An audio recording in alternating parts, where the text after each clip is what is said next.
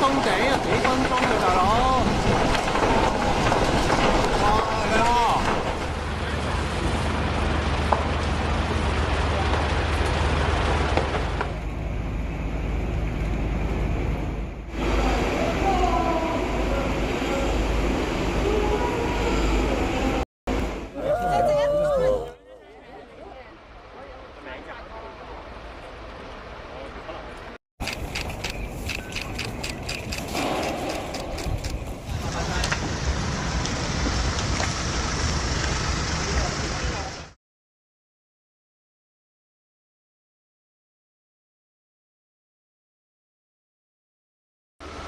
大火燒咗差唔多10個鐘頭，去到凌晨2點幾，火勢大致受控。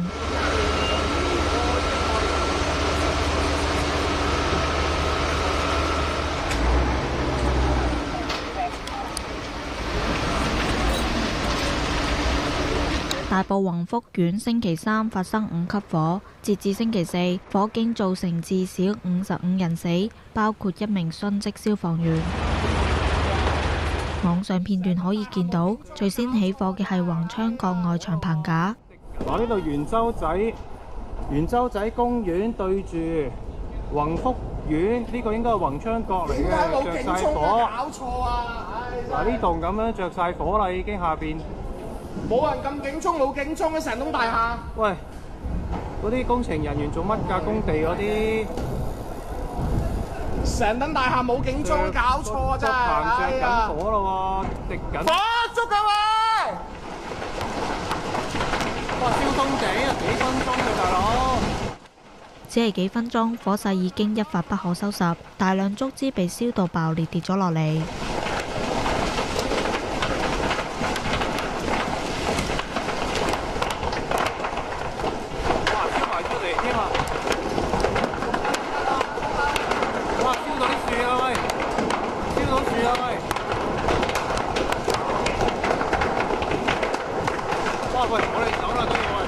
警方喺下晝3點左右接到大量報案，火警喺下晝3點02分升為3級，喺大約半個鐘頭之後再升為4級。有人影到屋入面火光紅紅，拍攝者不斷係咁喺度咳，大量濃煙席捲半空。火勢之後蔓延去到附近嘅宏泰閣同埋宏山閣等。去到夜晚6點22分，火警升為5級，成個屋苑8棟大廈入面有7棟受波及。一落去已經見到燒到好犀利啦，已經差唔多燒到成10幾樓啦。跟住佢就有好多嗰啲火舌啊，嗰啲咁嘅彈出嚟，周圍彈到邊度就邊度着，跟住就我哋嗰座就着埋，燒埋隔離嗰棵樹。成棵樹燒着咗，然之後就成個地都係火。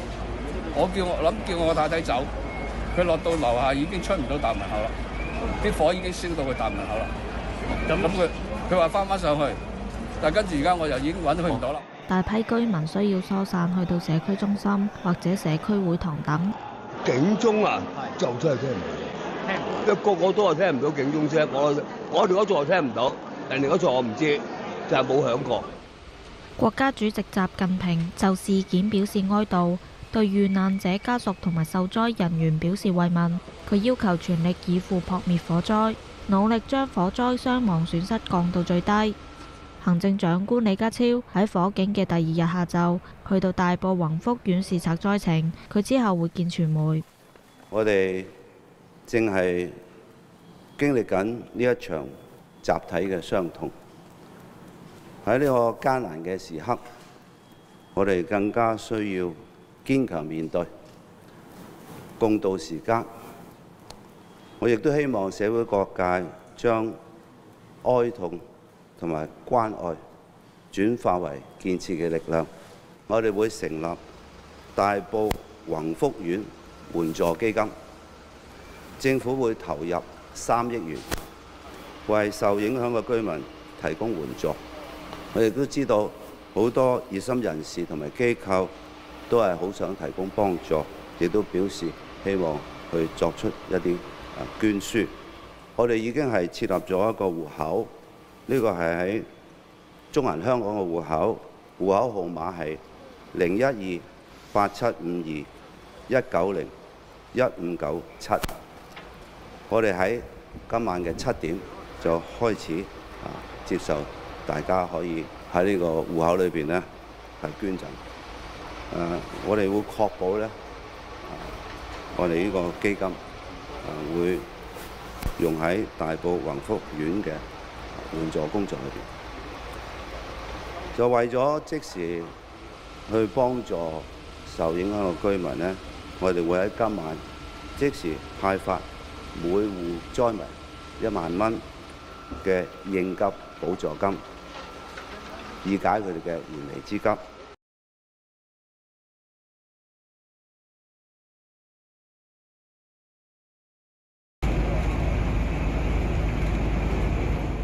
5公陸續移送多具喺火災入面不幸離世嘅死者遺體上黑箱車。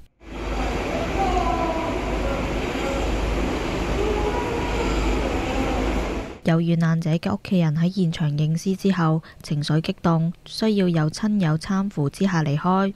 大埔宏福苑5級大火導致多人死傷，包括1名消防員殉職。殉職消防員係37歲嘅何偉豪，入職9年，生前駐守沙田消防局，擔任細搶隊員。係前往去進行滅火救援行動嘅，佢大約喺下午3點01分到場，喺地下嘅地方進行滅火救援行動，直至到3點半嘅時候呢，佢呢係失去聯絡。咁我哋已經啟動相關嘅程序去揾阿何隊員，直至喺下午4點01分，我哋喺宏福苑宏昌樓lift嘅對出一個空地呢，揾到阿何隊員。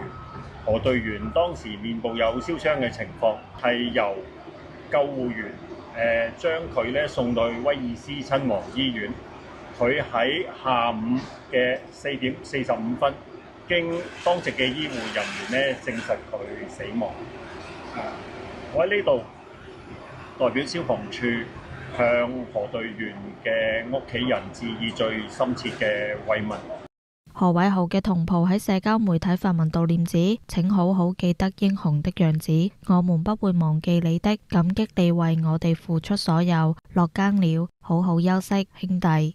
又話一班兄弟都會為佢感到自豪。大火嘅第2日，超過20具遺體被移送去到沙田富山殮房。大火罹難者家屬到場認屍，包括殉職消防員何偉豪嘅家屬。家屬認屍之後登上私家車離開。呢場奪命大火造成至少55人死亡，仍然有好多人失聯。警方開放大埔廣福村社區會堂，俾家屬入去憑相辨認罹難者。有家屬認相之後嚎哭，家屬需要帶齊身份證明文件登記，登記之後向職員報住單位，職員會提供相認人。社區會堂將會開放到夜晚10點。